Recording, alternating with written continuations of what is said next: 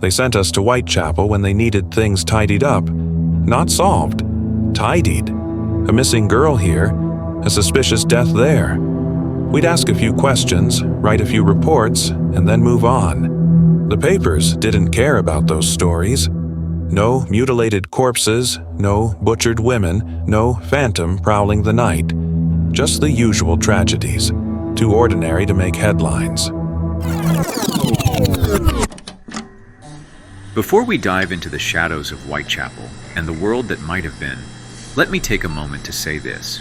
Stories like these, ones that challenge history and uncover the truths that often go unseen, thrive on your support. If you find this journey compelling, if it sparks questions or insights, don't keep it to yourself.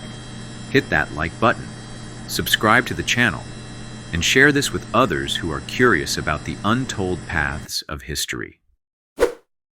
London, 1888, a city of ambition and decay, where the air carried soot and desperation. They say history is written by the victors, but what happens when there are no victors, only survivors? What if history had no villain to embody our fears, but a silence that buried our failures? You know his name, but this isn't his tale. This is the story of a city shaped by his absence, and it's not the one you think. Our story comes through the lens of a detective, a man who knew Whitechapel streets better than most.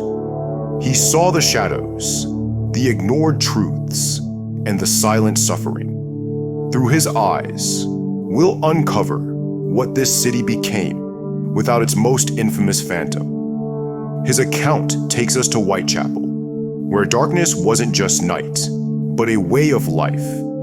Shadows loomed larger than the people, misery traded like currency, and survival was the only reward.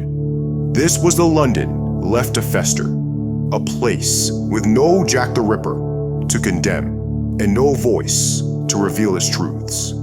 And like all tragedies, it begins not with a scream, but with silence. Whitechapel wasn't built for beauty. It was built for bodies, thousands of them, crammed into dark, crumbling buildings where the walls sweated in the summer and froze in the winter. Children played in alleys soaked with human waste, while their parents drank the pennies they earned in factories or on the docks. It wasn't living. It was surviving, and barely at that. The police called it manageable crime, petty theft, a stabbing here, a drunken brawl there. Nothing to worry the city fathers too much. But anyone who walked these streets, really walked them, knew the truth. It wasn't manageable. It was chaos disguised as routine. Without a single figure to unite the fear, the people just accepted it. The system stayed broken, and those in power were happy to let it stay that way. I was a detective back then, Scotland Yard. They sent us to Whitechapel when they needed things tidied up. Not solved. Tidied. A missing girl here, a suspicious death there. We'd ask a few questions, write a few reports, and then move on. The papers didn't care about those stories. No mutilated corpses, no butchered women, no phantom prowling the night. Just the usual tragedies, too ordinary to make headlines. But even the usual had its horrors. Landlords preyed on the vulnerable, owning much of Spitalfields and renting out rooms that wouldn't keep out the rain. Their tenants were often widows or families with nowhere else to go, charged double the going rate. When payments fell short, some landlords found other ways to collect. Everyone knew. No one stopped them. Without a monster like the Ripper, men like these had free rein. The press found their stories elsewhere: scandals, corruption. They couldn't resist tales of high-profile figures caught in disgrace. These stories filled the front pages, capturing the public's outrage and attention. Meanwhile, the real tragedies went unnoticed. The disappearances, the factory deaths, the women found dead in alleyways with no investigation to speak of. Those stories stayed unwritten. I remember the devastation of a factory fire in 1889. Flames consumed the building in minutes, killing dozens of workers. It wasn't the fire itself that sealed their fate, but the locked doors meant to keep them working. Official reports called it a regrettable oversight. The papers gave it a passing mention, and life moved on. This wasn't the London people imagined when they thought of the empire's heart. They pictured grand palaces and gaslit streets, not the grinding poverty and systemic neglect that defined Whitechapel. Women working themselves to exhaustion, families crammed into single rooms, and children growing up too fast in a world that offered them nothing.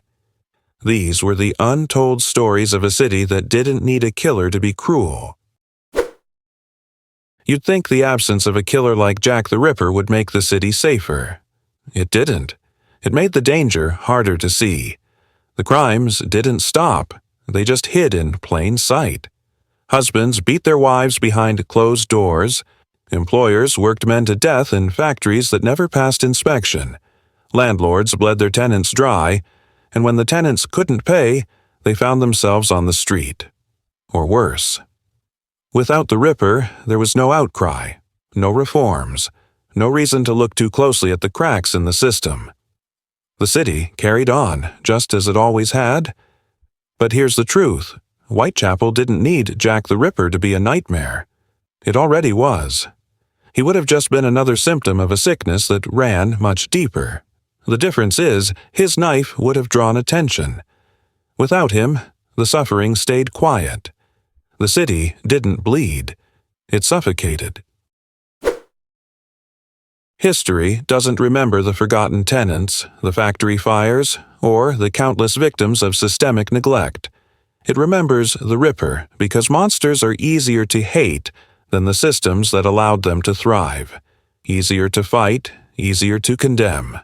Without him, the real villains remained in the shadows, untouched and unchallenged. The police didn't change. The press didn't care. And the people of Whitechapel? They just kept surviving. Barely. So now you know the story of a London that might have been. A city without a killer, but far from without its victims. A place where silence and smoke masked its true horrors. A city that hid its crimes behind the veil of ignorance and denial, allowing suffering to persist in the shadows. You might ask yourself if it's better this way, if confronting monsters is preferable to confronting the very systems that fail us. The fact is, history didn't need a knife to leave its scars. It didn't require a Ripper to inflict pain, suffering, and silence. The real wounds ran deeper than a single figure, deeper than we'd like to admit. Thank you for joining us on our walkthrough of Whitechapel, for witnessing what might have been, and for confronting the uncomfortable truths of a world without its monster. The detective shared a story, not of answers, but of what could have been.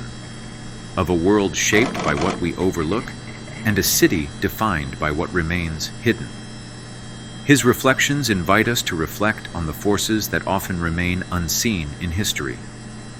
If this story moved you or sparked reflection, let it not end here. Share it, spread the word.